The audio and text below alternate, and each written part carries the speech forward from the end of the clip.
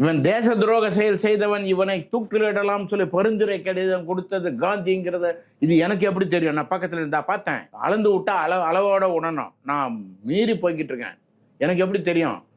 நான் வந்துட்டு இந்திய சுதந்திர பிரகடன சாசனத்தை நான் படிச்சுட்டு வந்து உட்காந்து அதுல வெள்ளக்காரன் எல்லாம் வந்ததுல இருந்து போனது வரைக்கும் உள்ள அத்தனையும் எழுதி வச்சிருக்கேன். நானும் சொல்றேன் எல்லாருக்கிட்டையும், நீங்க போங்கய்யா, நான் இந்த ஊர்ல வாழ்றேன், நீங்க எல்லாம் ஆதார் கார்டெல்லாம் கொடுத்தா அவங்க ஒத்துக்க மாட்டாங்க.